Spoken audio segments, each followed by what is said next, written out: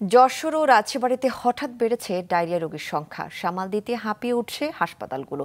পর্যাপ্ত বেড না থাকায় অনেকে চিকিৎসা নিচ্ছে মেঝে ও বারান্দায়। রাজবাড়ীতে দেখা দিয়েছে ওষুধ ও স্যালাইন সংকট। ডেস্ক রিপোর্টে বিস্তারিত। যশোর জেনারেল হাসপাতালে ডায়রিয়া আক্রান্ত হয়ে গেল ২৪ ঘন্টায় নতুন রোগী ভর্তি হয়েছেন ১১ জন। আউটডোরে চিকিৎসা নিচ্ছেন অনেকে। হাসপাতালে ডায়রিয়ার জন্য নির্ধারিত বেড ৫টি, অথচ ভর্তি আছে ২৫ জন। বাড়তি শয্যা না থাকায় মেঝে ও বারান্দায় চিকিৎসা নিচ্ছেন অনেকে। ১২-১৪ বার হওয়ার পরে তো আমি এখানে আইছি কালকে, তো এখানেও আইসো সেই একই আর কোনো কমছে না। ওয়াইফের ভর্তি করার পরই ৩ থেকে ৪ ঘন্টা ব্যবধানের মধ্যে আমারও ডায়রিয়া শুরু হয়ে যায়। আর আমার ডায়রিয়া শুরু হলে আমি তখনই ওই ডাক্তারের সাথে পরামর্শ করে আমিও ভর্তি হয়ে থাকি।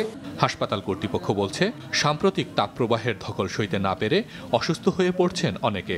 গরম বাড়লে রোগীর সংখ্যা বৃদ্ধির আশঙ্কা রয়েছে। আমরা আজকে দেখছি যে গত ২৪ ঘন্টায় ১১ জন নতুন রোগী ভর্তি হয়েছে। মোট ২৫ জন রোগী ওই ওয়ার্ডে ভর্তি আছে। এদিকে রাজবাড়ীতেও বাড়ছে ডায়রিয়ায় আক্রান্তের সংখ্যা।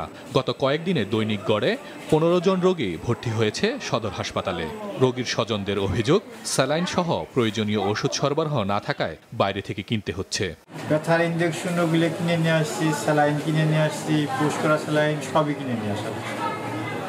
কোনোটাই আমরা এখান থেকে শুধু সেবাটুক পাচ্ছি।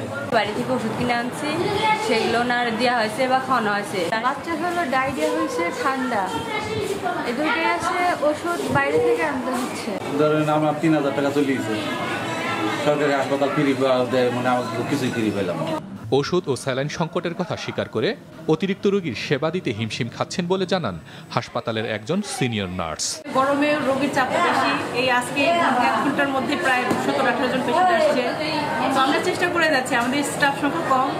আর হ্যাঁ, স্যালাইন সাপ্লাই না থাকার কারণে একটু ঝামেলা হচ্ছে। অন্যান্য ইনজেকশন সাপ্লাই আছে, তো প্রচুর রোগীর চাপ। রোগী বৃদ্ধি পাওয়ার অন্যতম কারণ হলো আসলে ফুড পয়জনিং বা আমরা খাদ্যবাহিত রোগ বলতে পারি।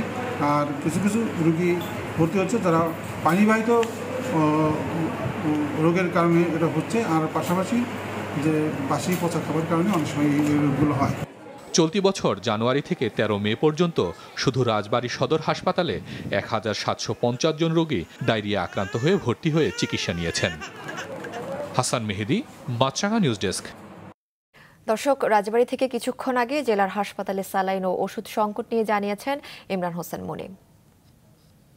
রাজবাড়ী সদর হাসপাতালের তত্ত্বাবধায়ক ডাক্তার মোহাম্মদ শেখ হান্নান আমাকে জানিয়েছেন, বর্তমানে তীব্র গরম এবং ফুড পয়জনিং সহ বিভিন্ন কারণে কিন্তু ডায়রিয়া রোগ বেড়েই চলেছে, যে কারণে তাদের কিন্তু প্রতিদিনই গড়ে ১৫ জন রোগী ডায়রিয়া ওয়ার্ডে ভর্তি হচ্ছে। এবং ডায়রিয়া সহ সর্দি, কাশি, নিউমোনিয়া এবং শ্বাসকষ্টজনিত রোগীরাও কিন্তু তারা চিকিৎসা সেবা নিতে আসছেন সদর হাসপাতালে। এর বিপরীতে কিন্তু প্রতিদিন কিন্তু ১,২০০ রোগী থেকে ১,৫০০ রোগী কিন্তু তারা সদর হাসপাতালে আউটডোর থেকেও চিকিৎসা নিচ্ছেন।